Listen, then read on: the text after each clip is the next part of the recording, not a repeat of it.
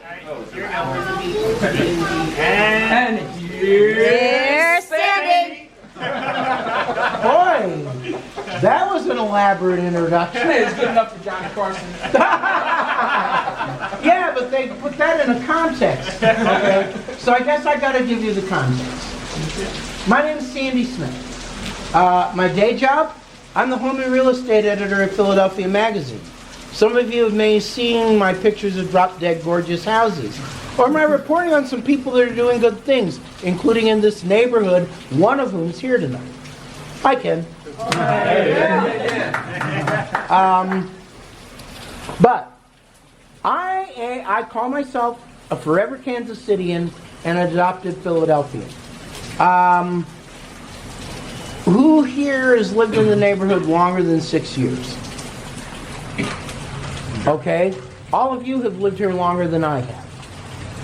But I've been 6 years in this neighborhood, and I took a liking to it pretty much right after I moved in. And I live on the beat-up side of this.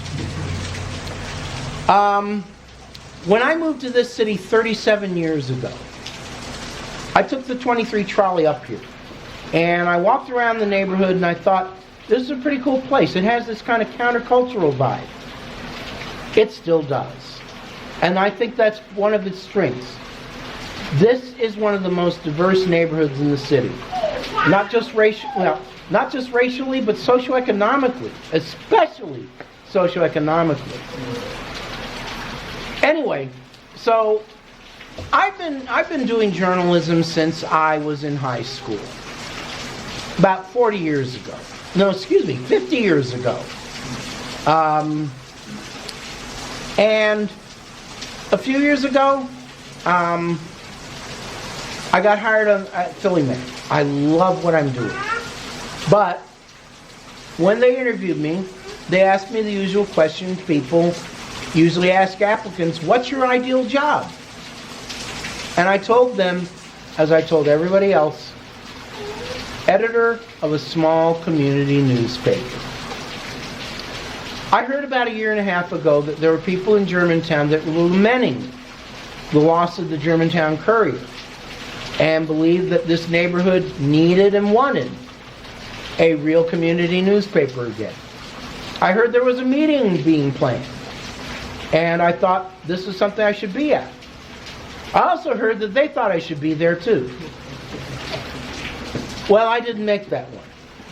But about, I guess 6-7 months later, I ran into Sharif. And I know Sharif from when we both were in University City. He was living in Spruce Hill. I was working at Penn. I told him something I'd done to try to explore options of starting up a community newspaper. He said, well, you need to talk to Steve and Caroline, because they're interested in, beefing up coverage of Germantown. Let's meet at their place. So the next day I was at their place. And Steve and Caroline said hello, and they said to me, yes, we remember meeting you. It was at Billy Murphy's Irish Saloon, and you were getting snockered with your landing.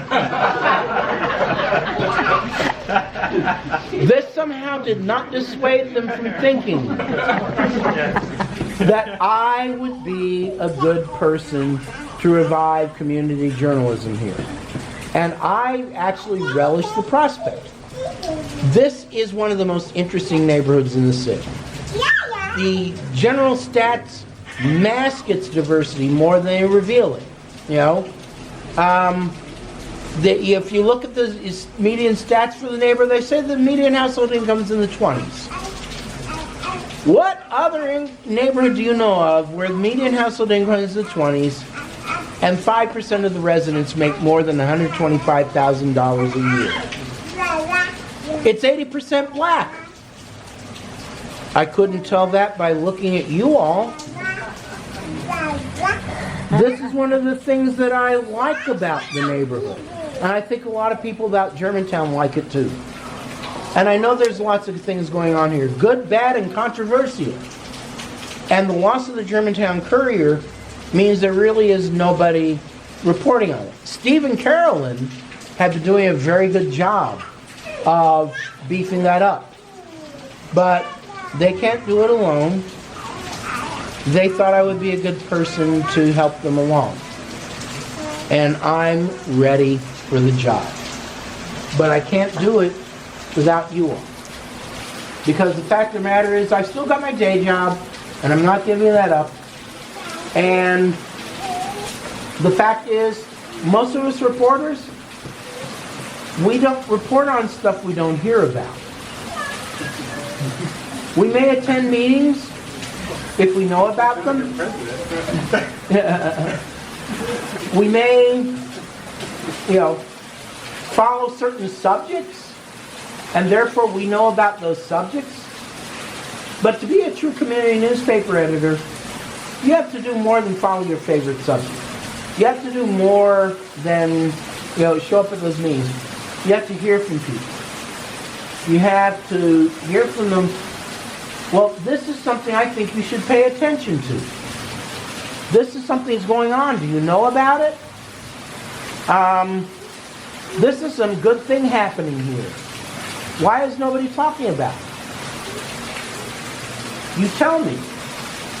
I can't guarantee you that it will make its way into the local, but I guarantee you that if you don't tell me about it, it never will.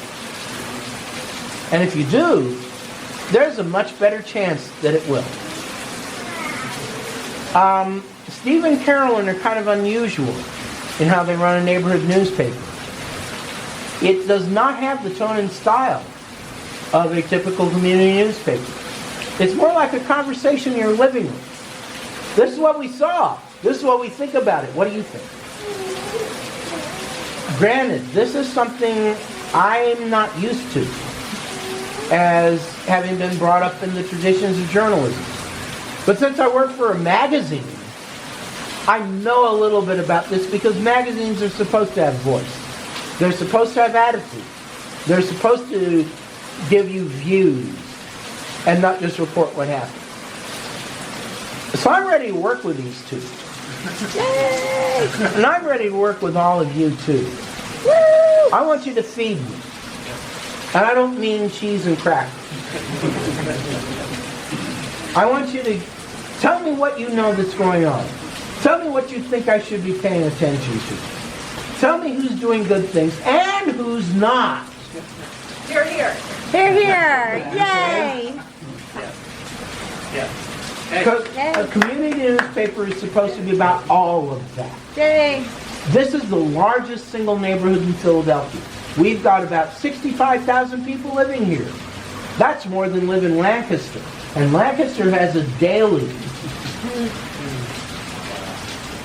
So there's definitely potential here. Yay. Well, 20 thumbs up for Sandy Smith. Yay.